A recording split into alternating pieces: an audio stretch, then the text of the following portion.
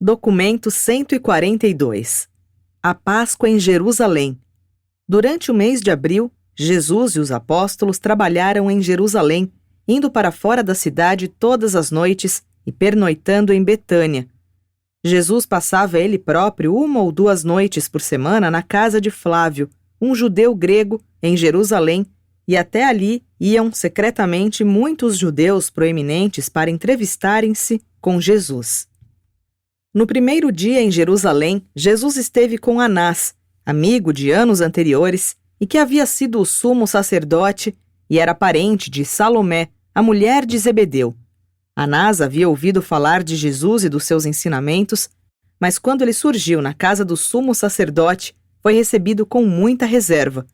Quando Jesus percebeu a frieza de Anás, foi embora imediatamente e, ao sair, disse: "O medo é o maior escravizador do homem, e o orgulho a sua grande fraqueza. Tu te trairias a ti próprio dentro da prisão desses 2 destruidores do júbilo e da liberdade?" Anás nada respondeu todavia, e o mestre não mais viu Anás, até o momento em que este se assentou junto do próprio genro para o julgamento do Filho do Homem. 1. Ensinando no templo. Durante esse mês, diariamente, Jesus ou um dos seus apóstolos ensinava no templo.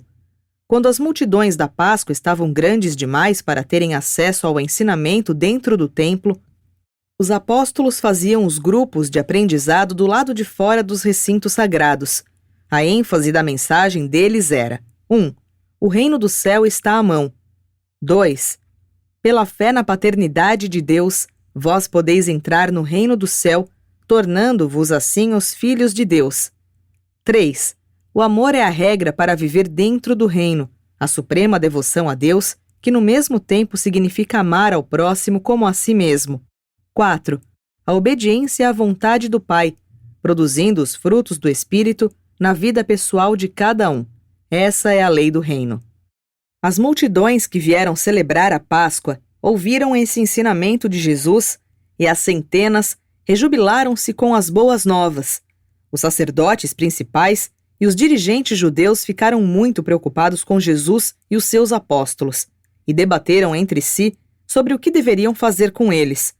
Além de ensinarem no templo e nas suas cercanias, os apóstolos e outros crentes estavam empenhados em realizar muito trabalho pessoal junto às multidões da Páscoa. Esses homens e mulheres interessados levaram a boa nova da mensagem de Jesus nessa celebração da Páscoa até as partes mais remotas do Império Romano e também para o Oriente. Esse foi o começo da propagação do Evangelho do Reino para o mundo exterior. O trabalho de Jesus não mais ficaria confinado à Palestina. 2. A ira de Deus. Havia em Jerusalém, assistindo às festividades da Páscoa, um certo Jacó, um rico comerciante judeu de Creta, e ele veio até André e pediu para ver Jesus a sós. André arranjou esse encontro secreto com Jesus na casa de Flávio, para a noite do dia seguinte. Esse homem não pôde compreender os ensinamentos do mestre, e tinha vindo porque desejava inquirir mais completamente sobre o reino de Deus. E Jacó disse a Jesus: "Mas Rabi, Moisés e os velhos profetas não dizem que Yahvé é um Deus ciumento, um Deus de muita ira e de forte raiva. Os profetas dizem que ele odeia os malfeitores e se vinga daqueles que não obedecem à sua lei. Tu e os teus discípulos nos ensinais que Deus é um rei, um pai cheio de compaixão que ama tanto a todos os homens e que os acolheria no seu reino do céu, o qual tu proclamas estar perto e à mão." Quando Jacó acabou de falar, Jesus respondeu: "Jacó, tu acabaste de expor muito bem os ensinamentos dos velhos profetas, que instruíram aos filhos daquela geração de acordo com a luz da época deles.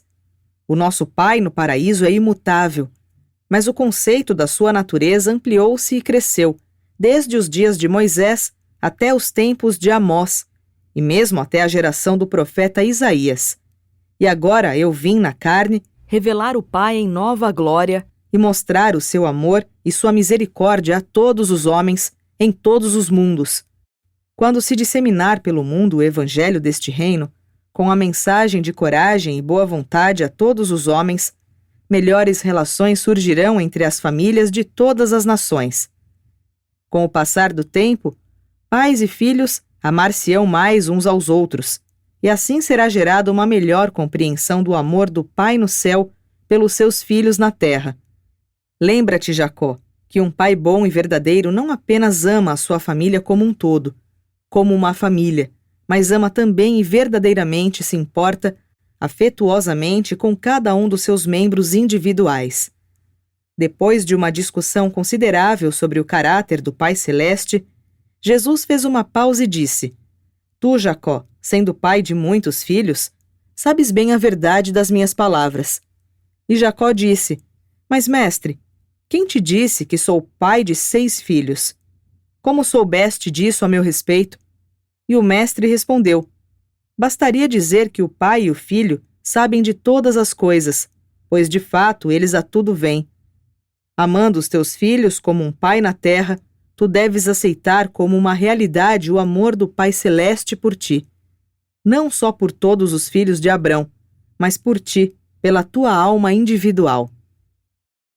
Então Jesus continuou dizendo: Quando os teus filhos são muito jovens e imaturos, e tu tens de castigá-los, eles podem achar que talvez o pai deles esteja com raiva e tomado por uma ira ressentida. A imaturidade deles não os deixa penetrar além da punição, para que possam discernir a afeição previdente e corretiva do pai. Contudo, quando esses mesmos filhos tornam-se homens e mulheres crescidas, não seria uma tolice que eles se ativessem à noção anterior, concebida erradamente sobre o seu pai? Como homens e mulheres, eles deviam agora discernir o amor do seu pai em todas aquelas ações disciplinares. E não devia a humanidade, com o passar dos séculos, vir a compreender melhor a verdadeira natureza e o caráter amoroso do Pai no céu?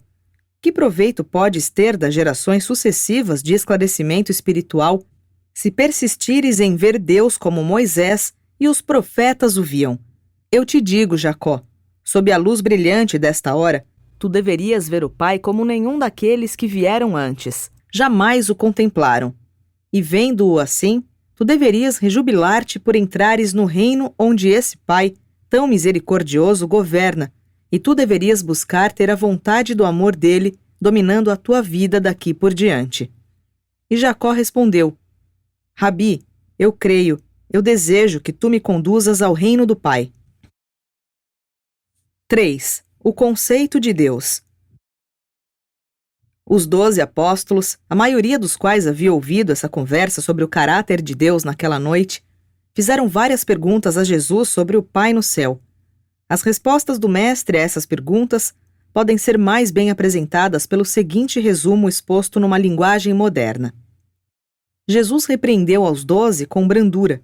Em essência, eis o que disse: Não sabeis das tradições de Israel em relação ao crescimento da ideia de Yahvé, e acaso sois ignorantes sobre os ensinamentos das Escrituras a respeito da doutrina de Deus? E então o Mestre continuou a instruir os apóstolos sobre a evolução do conceito da deidade no curso do desenvolvimento do povo judeu. Ele chamou a atenção para as seguintes fases do crescimento da ideia de Deus. 1. Yahvé, o Deus dos clãs do Sinai. Esse foi o conceito primitivo da deidade que Moisés exaltou ao nível mais alto como o Senhor Deus de Israel. O Pai no céu nunca deixa de aceitar a adoração sincera dos seus filhos na terra, não importando quão imaturo seja o conceito da deidade que tenham, nem o nome com o qual simbolizam a sua natureza divina. 2. O Altíssimo. Esse conceito do Pai no céu foi proclamado por Melquisedeque a Abraão, tendo sido levado até bem longe de Salém por aqueles que posteriormente acreditaram nessa ideia ampliada e expandida da deidade. Abraão e o seu irmão deixaram Ur por causa do estabelecimento da adoração do sol e tornaram-se crentes nos ensinamentos de Melquisedeque sobre El Elyon, o Deus Altíssimo. O conceito deles sobre Deus era composto de uma fusão das antigas ideias da Mesopotâmia com a da doutrina do Altíssimo. 3. El Shaddai, Durante esses dias primitivos, muitos dos hebreus adoravam El Shaddai, o conceito egípcio do Deus do céu, sobre o qual eles aprenderam durante o seu cativeiro na terra do Nilo. Muito depois dos tempos de Melquisedeque, todos esses três conceitos de Deus tornaram-se fundidos, formando a doutrina da deidade criadora, o Senhor Deus de Israel. 4. Elohim. Desde os tempos de Adão, o ensinamento sobre a trindade do paraíso tem perdurado. Não vos lembrais como as Escrituras iniciam, afirmando que, no começo, os deuses criaram os céus e a terra? Isso indica que, quando esse registro foi feito, o conceito de três deuses em um na Trindade havia encontrado um lugar na religião dos nossos antepassados. 5. O Supremo Yahvé. Na época de Isaías, essas crenças sobre Deus tinham se expandido até o conceito de um Criador universal, que era simultaneamente todo-poderoso e todo-misericordioso. E esse conceito de Deus em evolução e em ampliação virtualmente suplantou todas as ideias anteriores da deidade na religião dos nossos pais. 6. O Pai no céu. E agora conhecemos Deus como o nosso Pai no céu. O nosso ensinamento oferece uma religião em que o crente é um filho de Deus. Essa é a boa nova do Evangelho do Reino do Céu. Coexistentes com o Pai, há o Filho e há o Espírito, e a revelação da natureza e o ministério dessas deidades do paraíso continuarão a ampliar-se e a iluminar as idades sem fim da progressão espiritual eterna dos filhos ascendentes de Deus. Em todas as épocas e durante todas as idades, a verdadeira adoração de qualquer ser humano, no que concerne ao seu progresso espiritual individual, é reconhecida pelo Espírito residente como uma homenagem feita ao Pai no céu. Nunca antes os apóstolos estiveram tão chocados como estavam ao escutarem sobre essa narrativa do crescimento do conceito de Deus nas mentes judias de gerações anteriores. Eles estavam espantados demais também para fazerem perguntas. Como permaneciam assentados diante de Jesus em silêncio, o mestre continuou: E teríeis já conhecido tais verdades, caso tivesseis lido as Escrituras. Acaso não lestes em Samuel, onde ele diz: E a raiva do Senhor foi incitada contra Israel, tanto assim que ele colocou Davi contra eles, dizendo: Ide e fazei o censo de Israel e Judá?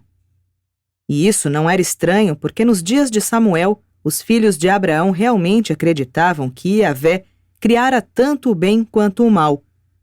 No entanto, quando um escritor posterior narrou esses acontecimentos, depois da ampliação do conceito que os judeus faziam da natureza de Deus, ele não atribuiu o mal a Yahvé, e por conseguinte disse: E Satã levantou-se contra Israel e levou Davi a fazer o censo de Israel. Acaso não podeis perceber que tais registros das Escrituras mostram claramente como o conceito da natureza de Deus continuou a crescer de uma geração para outra? Novamente, deveríeis ter percebido o crescimento da compreensão da lei divina em perfeita harmonia com os conceitos em ampliação da divindade. Quando os filhos de Israel saíram do Egito, nos dias anteriores à ampliação da revelação de Yahvé, eles possuíam os 10 mandamentos que lhes serviam de lei, até os tempos em que acamparam diante do Sinai. E esses 10 mandamentos eram: 1. Não adorarás nenhum outro Deus, pois o Senhor é um Deus ciumento. 2. Não elaborarás deuses fundindo em imagens. 3. Não negligenciarás a observação da festa do pão sem levedura. 4. De todos os varões dos homens ou do gado, os primogênitos são meus, disse o Senhor. 5. Durante 6 dias poderás trabalhar, mas no 7º dia descansarás. 6. Não deixarás de observar a festa dos primeiros frutos e a festa da colheita no final do ano. 7. Não oferecerás o sangue de nenhum sacrifício com pão feito com levedura. 8. Do sacrifício da festa da Páscoa não sairás antes que chegue a manhã seguinte. 9. o primeiro entre os primeiros frutos da terra, vós os trareis para a casa do Senhor vosso Deus. 10. Não ferverás um cabrito no leite da mãe dele. E então, entre trovões e relâmpagos no Sinai, Moisés deu a eles os 10 mandamentos novos, e todos vós estáis de acordo que são afirmações mais dignas de acompanhar os conceitos ampliados da deidade de Yahvé.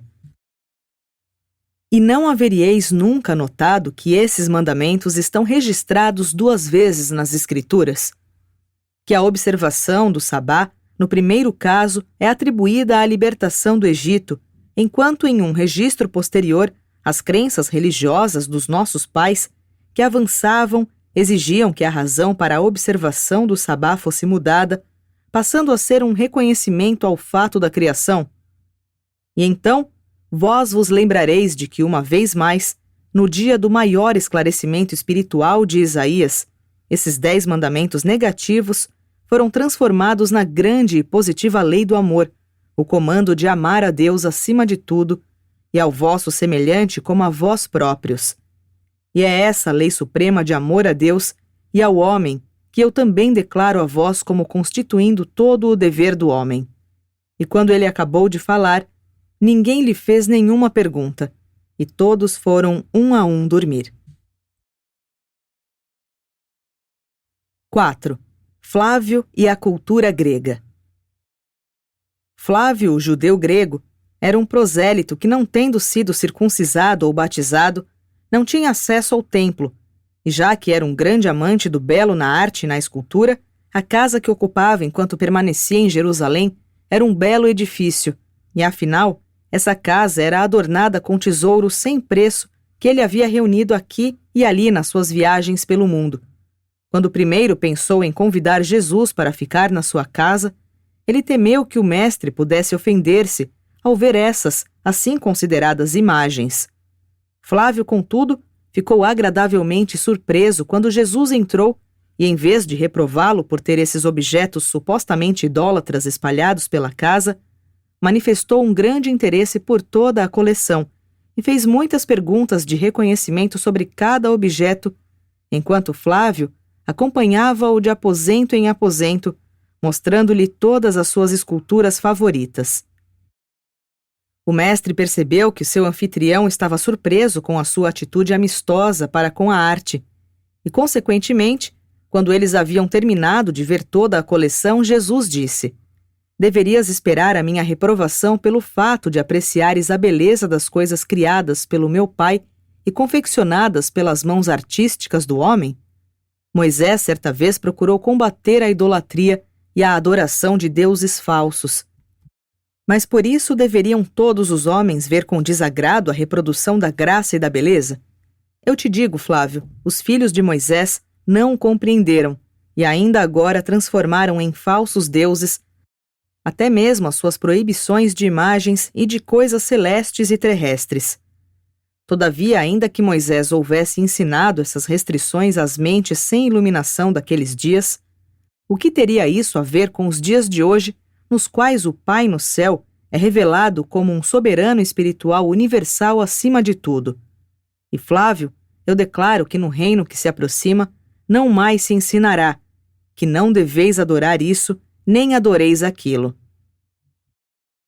Não mais haverá preocupação com mandamentos proibindo coisas ou indicando cuidados, de que não se faça isso nem aquilo, mas antes todos estarão ocupados com um dever supremo, e esse dever do homem expressa-se em 2 grandes privilégios: a adoração sincera ao Criador infinito, o Pai do paraíso, e o serviço de amor aos nossos semelhantes. Se tu amas o teu semelhante como amas a ti próprio, realmente sabes que és filho de Deus. Numa idade em que o meu pai não era bem compreendido, justificavam-se as tentativas de Moisés de conter a idolatria, mas na idade vindoura, o Pai terá sido revelado na vida do Filho, e essa nova revelação de Deus fará para sempre com que não tenha mais sentido em confundir o Pai Criador com ídolos de pedra ou com imagens de ouro e de prata.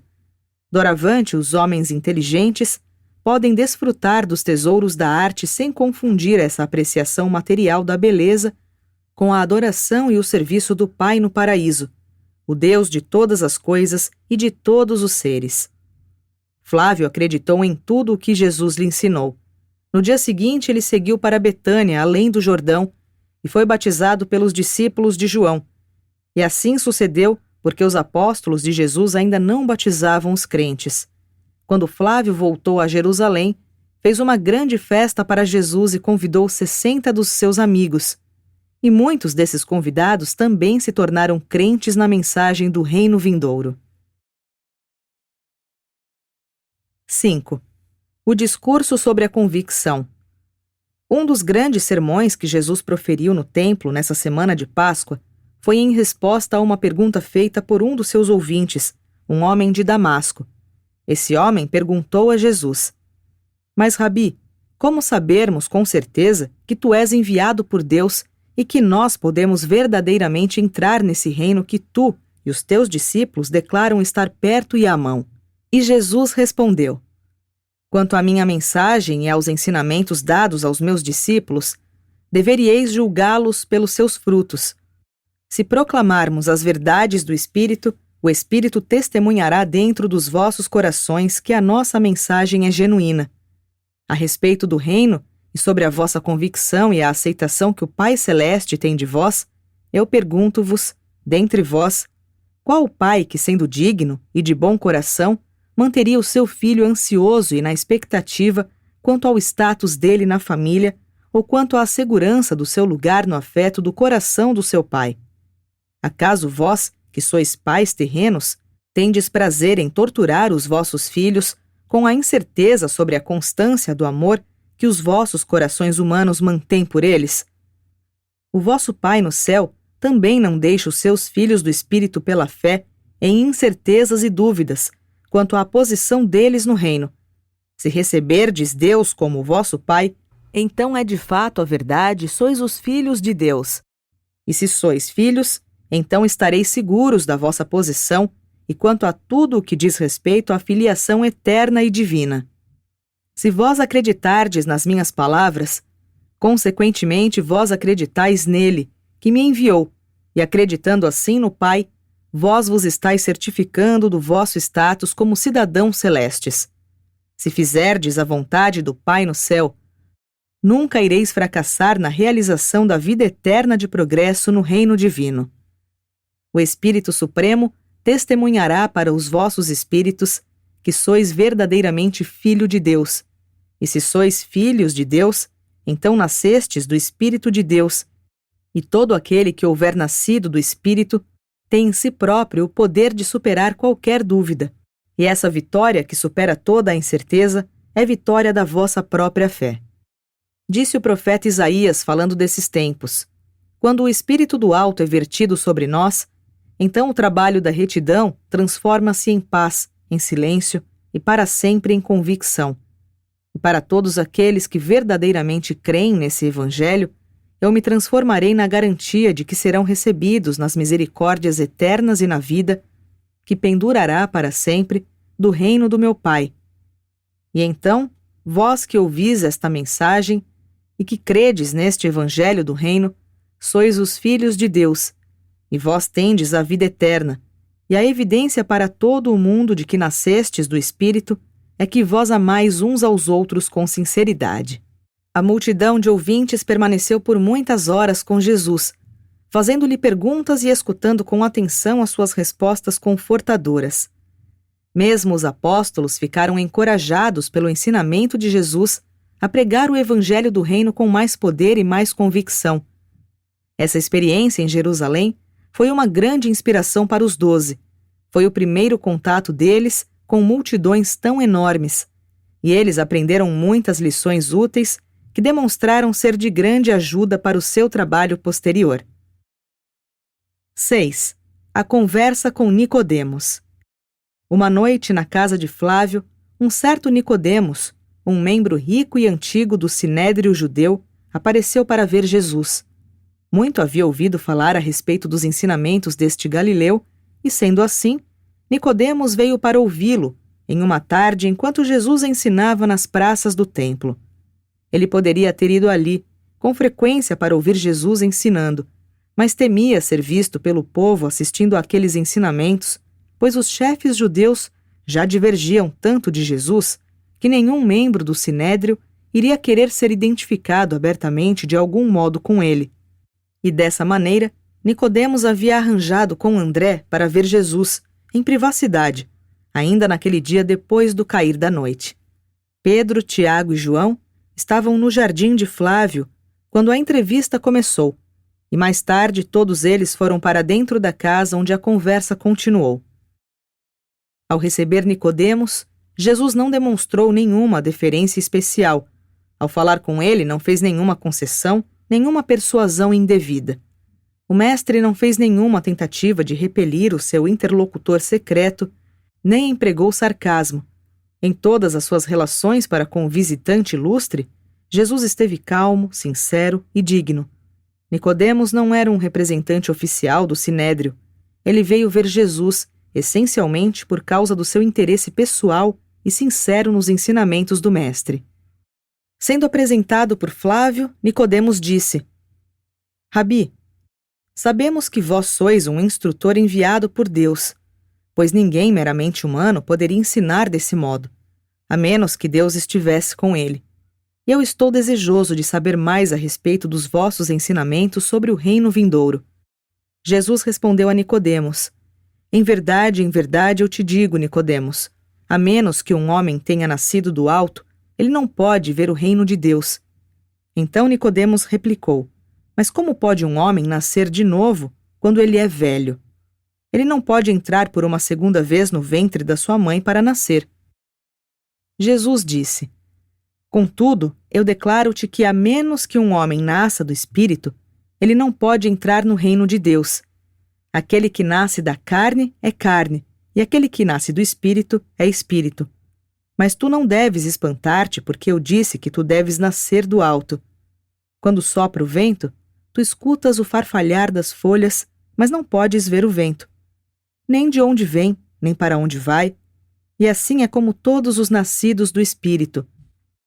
Com os olhos da carne, podes aperceber-te das manifestações do Espírito, mas não podes discernir de fato o Espírito. Nicodemos retrucou: mas eu não entendo. Como pode ser isso? E Jesus disse: como pode ser que tu sejas um instrutor em Israel e continues ainda ignorante sobre tudo isso? Por isso é que se torna um dever para aqueles que sabem sobre as realidades do Espírito revelar essas coisas àqueles que discernem apenas as manifestações do mundo material. Mas tu acreditarás em nós se te contarmos sobre as verdades celestes? Tu tens a coragem, Nicodemos, de acreditar naquele que desceu do céu, o próprio Filho do Homem? E Nicodemos disse: mas como posso começar a captar esse espírito que deverá recriar-me na preparação para a minha entrada no reino? Jesus respondeu: o Espírito do Pai no céu já reside em ti. Se quiseres ser conduzido por esse Espírito vindo do alto, tu irás, muito em breve, começar a ver com os olhos do Espírito, e então, por meio da escolha sincera, serás guiado pelo Espírito. Nascerás no Espírito, desde que o teu propósito de viver seja o de fazer a vontade do teu Pai que está no céu. E assim, tendo nascido no Espírito e estando feliz no reino de Deus, tu começarás a colher na tua vida diária os frutos abundantes do Espírito. Nicodemos era inteiramente sincero e estava profundamente impressionado, mas foi embora confuso. Nicodemos era um homem realizado quanto ao autodesenvolvimento e o autocontrole, e até mesmo quanto às suas altas qualidades morais. Ele era de educação refinada, um egocêntrico altruísta, entretanto não sabia como submeter a sua vontade à vontade do Pai Divino, como uma criança pequena querendo submeter-se ao guiamento e à condução de um pai terreno sábio e amoroso, tornando-se assim, em realidade, um filho de Deus, um herdeiro progressivo do reino eterno. Nicodemos, contudo, reuniu fé suficiente para assegurar-se no reino. Protestou apenas timidamente quando seus colegas do Sinédrio tentaram condenar Jesus sem uma audiência. No entanto, com José de Arimateia, mais tarde ele demonstrou ousadamente a sua fé e reivindicou o corpo de Jesus, mesmo quando a maior parte dos discípulos havia fugido com medo das cenas dos sofrimentos finais e da morte do Mestre. 7. A lição sobre a família. Depois do atarefado período de ensinamentos por meio do trabalho pessoal na semana da Páscoa em Jerusalém, Jesus passou a quarta-feira seguinte em Betânia, com seus apóstolos descansando. Naquela tarde, Tomé fez uma pergunta que proporcionou uma longa e instrutiva resposta. Disse Tomé: Mestre, no dia em que nós nos separamos para sermos embaixadores do reino, tu nos disseste muitas coisas, instruindo-nos a respeito do nosso modo pessoal de vida. Mas o que devemos ensinar à multidão? Como deve esse povo viver depois que o reino vier mais plenamente? Os teus discípulos deveriam possuir escravos? Os teus crentes deveriam buscar a pobreza e evitar a propriedade? A misericórdia deverá prevalecer sozinha, de modo a não termos mais leis nem justiça? Jesus e os 12 passaram aquela tarde e toda aquela noite, depois do jantar, discutindo sobre as perguntas de Tomé. Com o propósito de fazer o registro de tudo isso, apresentamos o resumo seguinte das instruções do Mestre. Jesus primeiro procurou deixar claro para os seus apóstolos que ele estava na terra, vivendo uma única vida na carne, e que os 12 deles haviam sido convocados a participar dessa experiência de auto-outorga do Filho do Homem. E como colaboradores, também eles deveriam compartilhar de muitas das restrições especiais e das obrigações de toda a experiência da outorga. Havia uma sugestão velada de que o Filho do Homem, entre todas as pessoas que haviam vivido na terra, fosse a única pessoa que podia simultaneamente enxergar dentro do coração de Deus e nas profundezas da alma humana. Jesus explicou bem claramente que o reino do céu era uma experiência evolucionária, começando aqui na terra e progredindo através de várias etapas sucessivas de vida até o paraíso. No decorrer da noite, ele declarou definitivamente que, em algum estágio futuro do desenvolvimento do reino, ele iria revisitar esse mundo no seu poder espiritual e glória divina. Em seguida, ele explicou que a ideia de um reino não era o melhor modo de ilustrar a relação do homem com Deus, que ele empregava essas figuras de linguagem porque o povo judeu estava esperando um reino e porque João havia pregado em termos do reino vindouro. Jesus disse: o povo de uma outra idade entenderá melhor o evangelho do reino, quando este for apresentado em termos que expressem o relacionamento familiar, quando o homem entender a religião como o ensinamento da paternidade de Deus e da irmandade entre os homens, a filiação a Deus. Então o mestre discursou durante algum tempo sobre a família terrena como uma ilustração da família celeste, reafirmando as duas leis fundamentais da vida: o primeiro mandamento de amor pelo pai, o chefe da família, e o segundo mandamento, o de amor mútuo entre os filhos, de amar ao irmão como a si próprio. E então explicou que essa qualidade de afeição fraterna iria invariavelmente manifestar-se em um serviço social amoroso e sem egoísmo.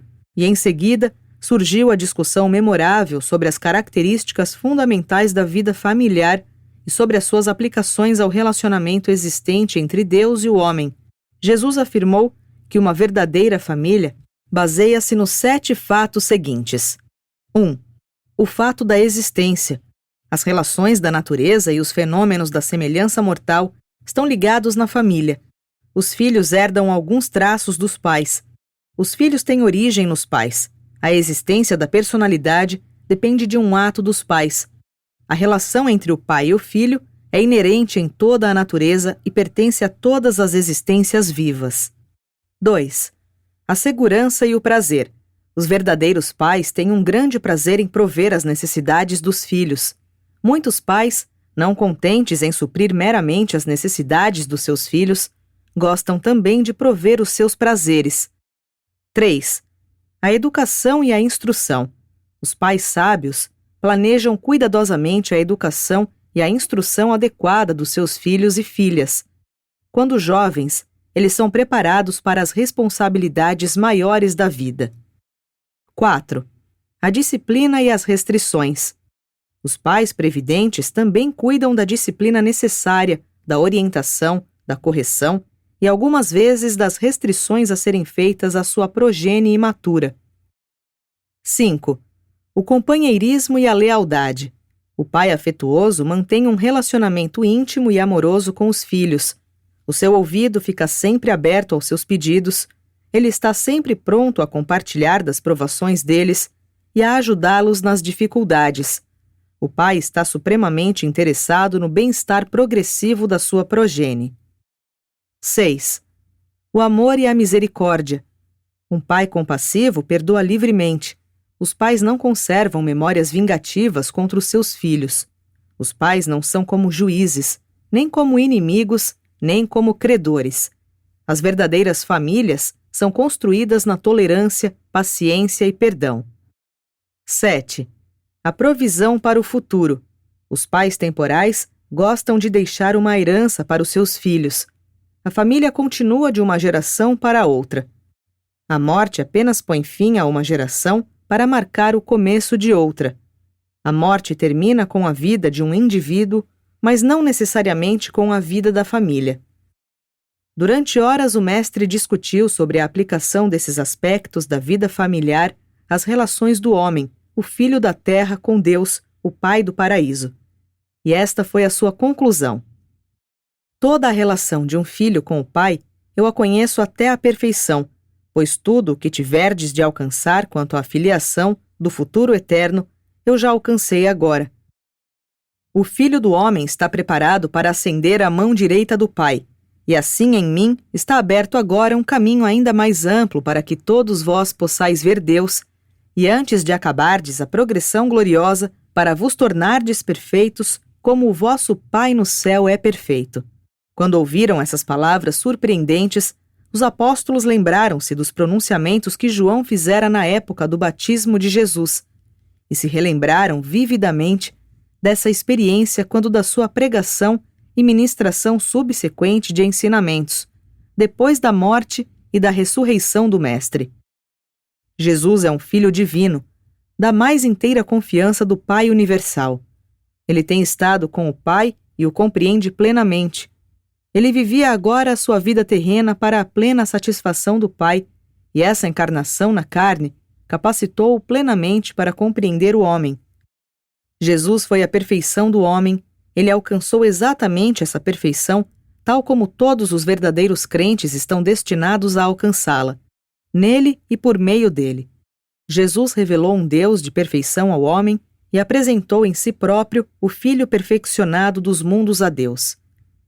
Embora Jesus tivesse falado por várias horas, Tomé ainda não estava satisfeito, pois disse: Mas, mestre, nós não achamos que o Pai no céu sempre nos trate com bondade e com misericórdia. Muitas vezes nós sofremos dolorosamente na terra, e nem sempre as nossas preces são ouvidas. Onde é que falhamos em compreender o significado do teu ensinamento? Jesus respondeu: Tomé, Tomé, quanto tempo demorará para adquirires a capacidade de ouvir com o ouvido do Espírito? Quanto tempo levará para que aprendas que este reino é um reino espiritual e que o meu Pai é também um ser espiritual? Tu não compreendes que estou ensinando a vós como filhos espirituais da família espiritual do céu, da qual o chefe paterno é um espírito eterno e infinito? Tu não me deixarás usar a família terrena como uma ilustração das relações divinas, sem aplicar o meu ensinamento tão literalmente aos assuntos materiais. Na tua mente, não podes separar as realidades espirituais do reino dos problemas materiais, sociais, econômicos e políticos da idade? Quando eu falo a linguagem do espírito, por que insiste em traduzir o significado do que eu digo na linguagem da carne? Só porque eu tomo a liberdade de empregar lugares comuns a comparações literais com o propósito de ilustração? Meus filhos, eu vos imploro a todos, cesseis de aplicar os meus ensinamentos sobre o reino do Espírito aos assuntos sórdidos da escravidão, da pobreza, de casas e terras, e aos problemas materiais da equidade e da justiça humana. Essas questões temporais são motivo da ocupação dos homens deste mundo, e conquanto, de um certo modo, elas afetem a todos os homens. Vós fostes chamados a representar-me no mundo, do mesmo modo como eu represento o meu Pai. Vós sois os embaixadores espirituais de um reino espiritual, representantes especiais do Pai espiritual. A esta altura, deveria ser possível eu instruir-vos como homens crescidos do reino do Espírito. Deveria eu estar sempre me dirigindo a vós como se fosseis crianças? Não crescereis nunca na vossa percepção do Espírito? No entanto, eu vos amo e irei suportar-vos até o fim, mesmo da nossa associação na carne. E mesmo então, o meu Espírito vós procederá em todo o mundo. 8. No sul da Judéia. Lá pelo fim de abril, a oposição a Jesus entre os fariseus e os saduceus havia se tornado tão pronunciada que o Mestre e os seus apóstolos decidiram deixar Jerusalém por algum tempo, indo para o sul até Belém e Hebrom. Todo o mês de maio foi passado realizando um trabalho pessoal nessas cidades e entre as pessoas das aldeias vizinhas. Nenhuma pregação pública foi feita nessa viagem, apenas a visitação de casa em casa. Uma parte desse tempo, enquanto os apóstolos ensinavam o Evangelho e ministravam aos doentes, Jesus e Abner passaram em Engede, visitando a colônia nazarita. João Batista viera desse lugar e Abner havia sido o dirigente daquele grupo. Muitos na Irmandade dos Nazarita tornaram-se crentes de Jesus, mas a maioria desses homens ascetas e excêntricos recusou-se a aceitá-lo como um instrutor enviado do céu, porque ele não ensinava o jejum e outras formas de renúncia. O povo que vivia nessa região não sabia que Jesus havia nascido em Belém. Eles sempre supuseram que o Mestre tivesse nascido em Nazaré, exatamente como pensava a maioria dos seus discípulos. Mas os 12 apóstolos conheciam os fatos. Essa permanência no sul da Judéia foi um período de descanso e de trabalho frutífero. Muitas almas foram acrescidas ao reino. Nos primeiros dias de junho, a agitação contra Jesus havia já se acalmado, tanto em Jerusalém, que o Mestre e os apóstolos voltaram a instruir e a confortar os crentes. Embora Jesus e os apóstolos tivessem passado todo o mês de junho em Jerusalém, ou nas cercanias, eles não se dedicaram a nenhum ensinamento público durante esse período. Na maior parte do tempo, ficaram nas tendas que eram montadas em um parque sombreado ou jardim, conhecido naquela época como o Getsemane. Esse parque estava situado na encosta oeste do Monte das Oliveiras, não muito longe do riacho Cedron. Eles passaram as festas dos sábados e os fins de semana com Lázaro e as suas irmãs em Betânia. Por poucas vezes, Jesus esteve dentro dos muros de Jerusalém, mas um grande número de buscadores interessados na verdade veio ao Getsemane para conversar com ele. Numa certa sexta-feira à noite, Nicodemos e José de Arimateia aventuraram-se a ir ver Jesus, mas quando já estavam em frente da entrada da tenda do Mestre, voltaram amedrontados. E claro está que eles não perceberam que Jesus sabia de tudo o que haviam feito. Quando os chefes dos judeus souberam que Jesus havia voltado a Jerusalém, prepararam-se para prendê-lo, mas quando observaram que ele não fazia nenhuma pregação pública, concluíram que estava amedrontado por causa das agitações anteriores e decidiram permitir que ele continuasse os seus ensinamentos do modo privado como o fazia, sem que fosse molestado. E assim os assuntos continuaram silenciosamente até os últimos dias de junho, quando um certo Simão, membro do Sinédrio, aderiu publicamente aos ensinamentos de Jesus, depois de declarar-se diante dos chefes dos judeus. Imediatamente, uma nova agitação visando a prisão de Jesus sobreveio e se fortaleceu tanto que o Mestre decidiu retirar-se para as cidades de Samaria e para a Decápolis.